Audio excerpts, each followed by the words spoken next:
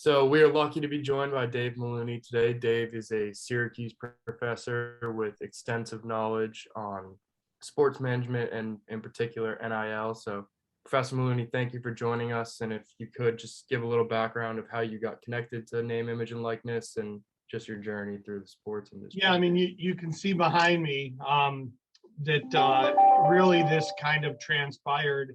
I spent, I had an opportunity to get recruited out of high school, played college baseball at Ithaca College. While there, had an opportunity to play in the New York Collegiate Baseball League, which is one of 12 leagues that is partially funded by Major League Baseball, and that's in the late 90s. And from there, I knew that I wanted to get into college athletics and really had an aspiration to be an athletic director. And what happened after Ithaca, when my playing days were over, is I got a graduate assistantship at Florida State. And that really sort of changed a little bit coming from the D3 world. I had done my capstone with athletics at Syracuse here as I was graduating Ithaca. And then I got into working in tickets at Florida State. The year that I worked there, Chris Wenke had won the Heisman Trophy. We had lost in the national championship to Oklahoma. And that really sort of started, me seeing that business side of things on a different level, in a Power Five, right? So along those lines, I did that for 2 years. And then, I did ticket office for 1 year, then went over to marketing, and then had an opportunity with some contacts at Syracuse to come back and sell sponsorships for the multimedia rights holder at Syracuse, which happened to be ISP Sports at the time, which is now Learfield.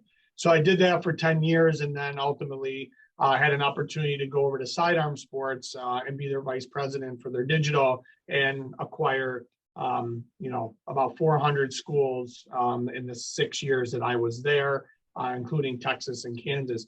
So I have been pretty well, versed in all of this. And while I was at Sidearm, had an opportunity to teach a course here in our sport management program. One thing led to another, and really found my passion in teaching. So I've been keeping an eye on this probably for 10 years, right? Just understanding what was going on after I left, ISP to go to Sidearm, which ultimately now is Learfield, which is kind of funny that both places I worked are now under one umbrella, and they actually say they share the same office downtown here in Syracuse. But so one of the things that was I was challenged with is this $1 billion contract for the NCAA tournament, right? And the other thing that really kind of opened my eyes at Syracuse when I came back was, and really at Florida State, was how some of these athletes, I know they're under scholarship, but there would be autograph folks sitting outside in Tallahassee, outside my office, waiting for football players the year they had, gone to the national title, just looking, to monetize them, right? And I remember in particular, there was one athlete that will remain nameless, but he ended up going to the NFL. He would never sign because he didn't want that stuff back then to go on eBay. Then when I was here at Syracuse, the national championship run in 2003, and there's a banner over my shoulder, is really where I started to see like the Carmelo Anthonys of the world, the Jerry McNamara's. You saw the Donovan McNabbs and their jerseys and T-shirts and sort of their wasn't their name, but it certainly was their likeness. And then the video games, right? So Ed O'Bannon, and I'm like, something's got to shake. When I'm selling sponsorships and we're in meetings and we're talking about, I would say 90% of the time with a client, how's the team going to be? We're not talking about coaches. We're talking about players, right? And I knew as the television contracts kept going higher and higher that some student athlete, and we saw a little bit of Northwestern trying to unionize, something was going to shake. And really that was with Ed O'Bannon and Sonny Vaccaro, who, ironically was one of the first to do a sneaker deal, with these top programs, including Syracuse with Coach Boeheim back in the day. Something was going to have to shake. Absolutely. And it's just been so interesting because obviously when name, image, and likeness was passed by the NCAA this summer, it almost kind of felt like it just came out of nowhere and it was passed, and 3 days later it was athletes were able to benefit from themselves. But obviously with such a long career in sports, you've seen how it's worked its way up and really become what it is now.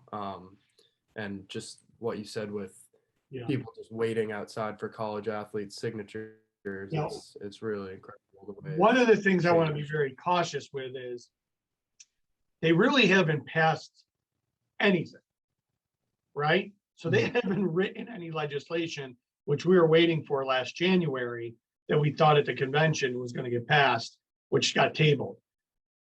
California led the charge. So California had came out and said, listen, 2023. So California said in 2023, July 1st, we're going to go ahead with this. Well, we're in 2021. So when I heard that, I'm like, oh, this kind of, for me, I have such a passion for this. I'm like, wow, we got to wait all this time till Florida said, no, we're going to go July 1st, 2021. Then on June 30th, the NCAA had come out and said, okay, we are not going to penalize any student athlete in subject eligibility if they partake in monetization of their name, image, and likeness. We're at about half the states right now that even have legislation. We have institutions that don't have any policies, right? So along those lines, really can thank California and then Florida. So as soon as this went down June 30th, the NCAA kind of sort of said, here are kind of 4 different things that you can do. Quickly, California said, we're going to adjust and we're going to pass this within a matter of days of July 1st. So it is the wild, wild west. There are a lot of different law implications. Certain states, for example, South Carolina, quarterback at Clemson, DJ, signed a deal with Dr. Pepper. From what I understand, Clemson would have been okay with him wearing a Clemson jersey in that commercial, and state law prohibited him from doing that. So I don't know if Dr. Pepper knew that. I can't speak on their behalf, or if they were okay with that without him in the jersey. But here's the challenge with football players. They wear a helmet, right? So unless you know what that player looks like, that first time that the regular fan sees it on a Fansville commercial at Dr. Pepper, we're not going to know who he is unless we live in South Carolina. Now, the other part to this that everybody's getting a little worked up about is performance. Well, last I checked, there's been millions of athletes that have come through. Some have been busts, some have been superstars and Hall of Famers. And a lot of those athletes have deals, right? You can go down the thruway here 2.5 hours, and Josh Allen, right? A year ago, he didn't have all these deals. It's very similar. You can look at Patrick Mahomes. I can make a point. I can make a case right now. Why is Bose paying all this money for Mahomes? But he still got that engagement following, right? And I know some people will say, I want to argue. Like, I'm not up here to argue. I'm up here to tell you the facts that regardless of what Spencer Rattler is doing, on the field for right now, and he's behind Caleb Williams, that his engagement on social media for him, he's got to continue to be positive because he does have automotive deals. He does have a Raising Cane's deal. He is making 6 figures. I don't think there's any surprise that. The key will be, does he end up saying, hey, I'm going to go in the transfer portal? Because as we know, he could play at most schools across the country. So we just got to keep an eye on this stuff. Absolutely. And I like how you described it as kind of a wild, wild west, just everything going on. And so my question from that was kind of, how can these athletes like DJ or like Spencer, or athletes maybe not with their following, how can they really maximize on these opportunities and really build their personal brand to a point where they're attracting these big sponsorships or deals or whatever they're going to partner with these organizations? There's different tiers here, Connor, that you have to look at. So one is going to be the first and foremost thing that I would be doing or consulting a student athlete is, one, go get your domain name. Okay. So go get davemaluni.com if that's available, right? 2, how do we set up or create, depending on what you're going to do, an LLC, right? Cost you $400 to set up an LLC. 3, create some sort of logo. Create some identity for yourself that's not going to be specific to the school. 4, understand and have a conversation with your compliance and your Office of Trademark Licensing that where are they going to allow you in what capacity to use the marks, right? The Syracuse marks, right? To be in conjunction with a paid ad. The other part is you better have a robust Instagram account. You better be transitioning your Instagram account to a creator account, right? So creator accounts allow you to do some different things with music that Instagram has deals with, the countdowns, you can do different countdowns. And then you have to have a strategy, okay? And the other thing is, how are you prospecting for potential partners? So do you like tacos? Are you big into fitness? Is your sport have a specific apparel? Does women's lacrosse have the shaft of the stick that maybe that's something you like that doesn't compromise, Syracuse's deal in regards to Nike and their equipment provider. The other part is understanding contracts. Okay, there's a company out of Texas right now, just opened within the last year. It's called Muchachos Tacos. Okay, they have signed 2 Nebraska athletes. They have seen an increase in sales substantially. Okay, because the athletes are posting on social media. What does that contract look like? I would caution an athlete to say, are you going to sign a 6-month deal? Are you going to sign this deal? What if the volleyball player at Nebraska, she's very good, has a chance to play on Team USA in a year or 2, right? And all of a sudden, Team USA, right, signs US Olympic, whatever, Taco Bell is a partner. And they want to use her as a spokesperson and they want to offer her 50 grand and she just got $1,000 and she has an exclusive clause in her contract. Okay. The other thing that everyone has to be very cognizant about is camps.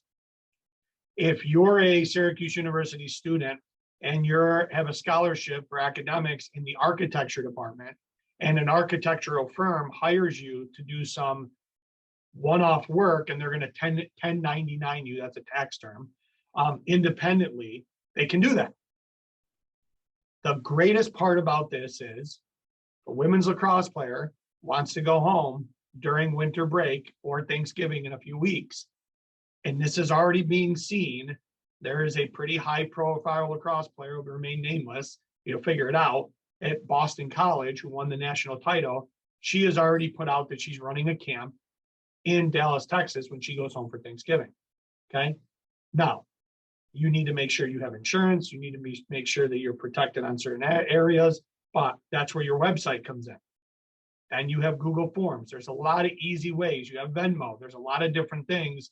And then ultimately what you have to do is you have to report that back to the institution. So there are paid posts. We are going to see camps. We are seeing some merchandise. If you are going to do merchandise, the number one thing I would be doing is collaborating with your institution to be able to use the marks. So yes, you're going to give up some royalty, right? Or I'm sorry, you're going to set this where you might ask for a royalty off of the production. So if a school's going, or if a company's going to produce 1,000 t-shirts, 1,000 dry fit shirts, whatever it is, with your number on the back and last name, you get some royalty and then you get up front, but then you should also get a flat dollar amount per sale. Michigan right now has 4 student athletes, football players, not associated with the institution, this store, that sign them to do a t-shirt. Now they have football's a little bit easier because the jerseys are pretty plain, but it has their number with their last name. Those student athletes are getting $10 a shirt, but a regular cotton t-shirt is $40.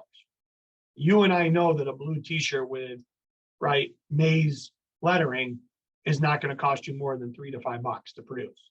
So everybody's making money in that capacity, which the athletes should.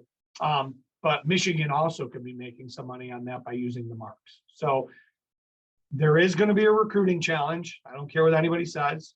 BYU just did a deal with Built Bar, and 36 walk-on athletes got $12,000 to promote Built Bar. And then each of the 85 scholarship football players got $2,000. You're going to have to be careful with Title IX, because that's going to be the next thing where, hey, how did all the football players get this? And what do they have to do? And one of the pieces of that inventory is that the walk-ons and the athletes during practice will have a sticker on their helmet that says Built Bar.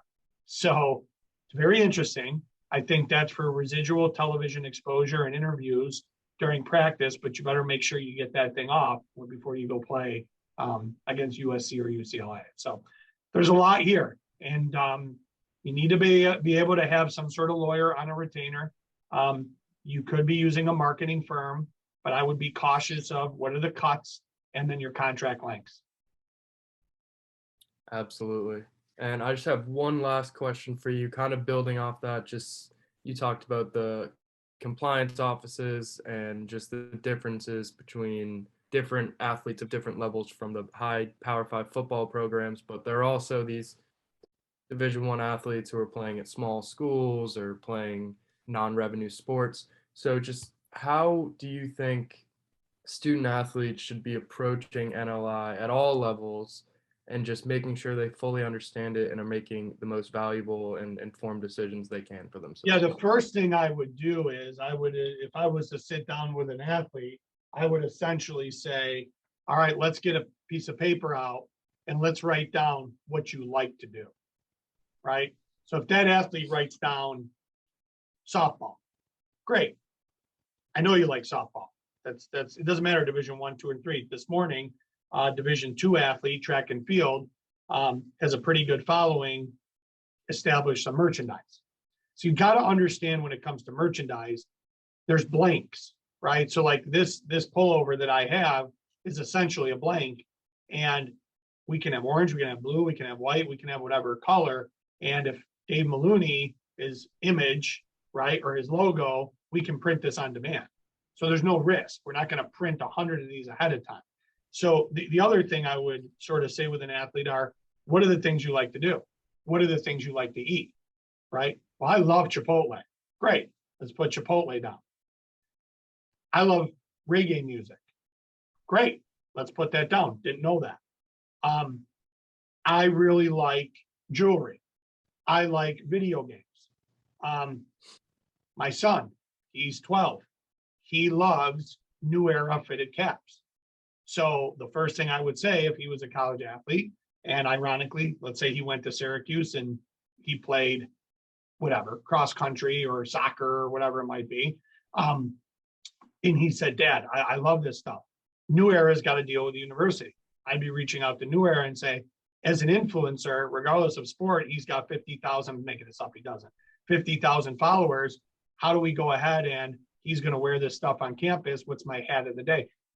That is the key. And I bet you if you sat down with 90% of the athletes, they've never done that exercise, right? What are the things that I like, you know? So it's very interesting. Like me as an example, I am very specific. Like I love a nice executive pen. I know you're going to think that's ridiculous, but if that was a student athlete and you found that out about that athlete, like, wow, you have all these different pens and you like these, like maybe there's an opportunity there with Staples. Quick example, animals, right? There's college athletes out there. They love their dogs, their cats. One athlete in particular did a deal with PetSmart. Genius. Yeah, absolutely. I mean, I think it's so important, especially with how quickly just everything has developed over the past 6-7 months, to inform yourselves. And college athletes, from what I've seen, have almost seemed like they just find things and sign up and then see what happens from there. So I think it'll be very interesting to see over the next few years how they kind of grow their brands and tailor their brands to their deals, and also just really become more informed and know what they're doing and just kind of figure it out, because it is such a new thing. Yeah, and I'll leave you with this. A lot of folks are saying, oh, I'm going to wait. There's some, actually women's basketball players, they have a projection to make a good amount of money. And one of them in particular, she's saying, well, I'm going to wait, which is great.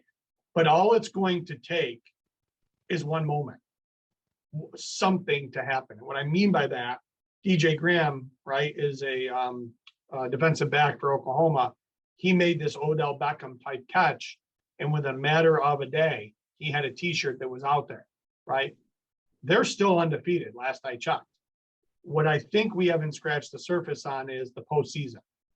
So if I'm a brand, I'm sitting here right now looking and identifying college football players when they get to the college football playoff, right? How do I sort of make a splash? And then there could be a men's and women's soccer player that make it to the College Cup for soccer that is also trying to get an audience as they're making their way through that. So, championships elevate everything, right? So look at Jock Peterson in the Atlanta Braves.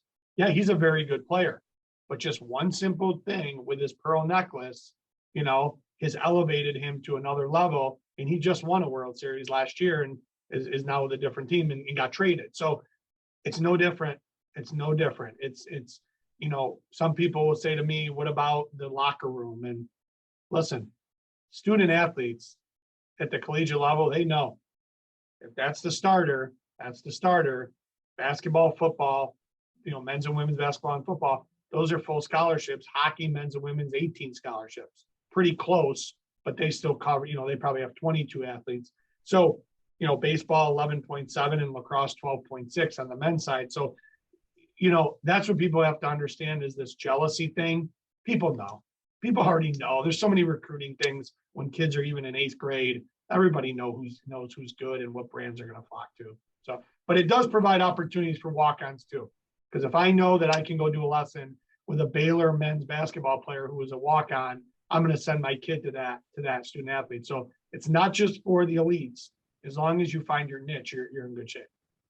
Absolutely. It's great to see that kind of all levels of athletes are able to benefit from this. And Professor Meluni, I just want to thank you so much for your time. This was awesome and definitely very helpful getting a little bit more information on NIL and just how athletes can improve their brand and work on their name, image, and likeness in the future. So thank you so much. Perfect.